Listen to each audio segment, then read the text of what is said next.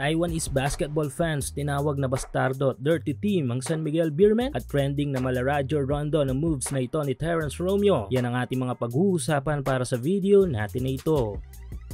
Kahapon ay naganap na ang ikalawang laban ng isa sa ating mga representative team sa East Asia Super League na San Miguel Beermen. Mula sa kanilang pagkatalo sa kanilang unang naging laban ay inaasahan sana na bawi nila ang naging laban na ito kontra sa Taiwanese Ball Club na Pilots. Ngunit ang inaasahang magandang resulta ay hindi nais sa katuparan. Yes, tila na bodybag nga lang ang one of the top seeded team natin sa PBA dahil tinalo sila ng Pilots sa laban na ito with high margin of points sa final score na 101-85. Mula sa first hanggang sa final quarter ay kalbaryo ang dala para sa SMB ng Pilots. Kung napanood nyo ang laban ay talagang naging dominante ang visiting team sa laban na ito. Mula sa kamada ng opensa patungo sa mahigpit na depensa. Though nakita natin na may mga ilang magagandang rotation ng opensa ang SMB ay overall nadali talaga ang mga ito.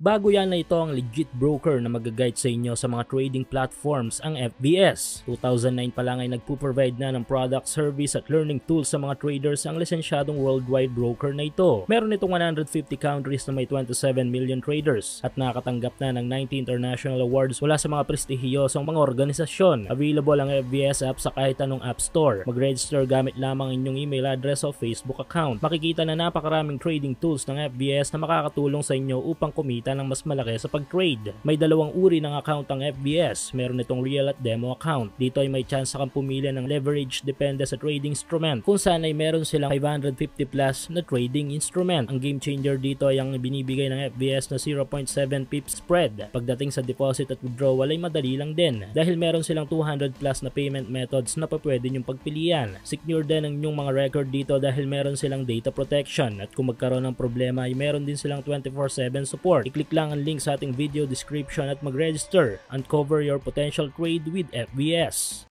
Kudos sa naging magandang performance dito ng former NBA player na import ng SMB na si Quincy Miller kung saan ay siya ang naging top scorer sa game, scoring 32 points. Though naging aktibo sa buong game at tumodo ay talagang naging maalat ang performance ng isa pang import ng SMB na si EJ Anosike na nakapagtala lamang ng 8 puntos. Sa mga locals ng SMB ay pumalag sa opensa si Don Trollano na kumamada ng 13 points. Kahit na maalat ay magandang boost ang game na ito para sa dalawa nating Gilas player sa second FIBA window na si CJ Perez at Junmar Fajardo na nakapagtala ng 8 at 7 points. Samantala, hindi man nakapagtala ng malaking figure ng nag-iisang TR7 na si Terrence Romeo ay nag-iwan naman ito ng highlights sa game na trending ngayon mula sa iba't ibang mga social media platforms ng EASL. Ito nga ay ng magalaradyon rondo na fake pass layup na ito kontra sa 7-footer import ng Pilots na si Alec Brown.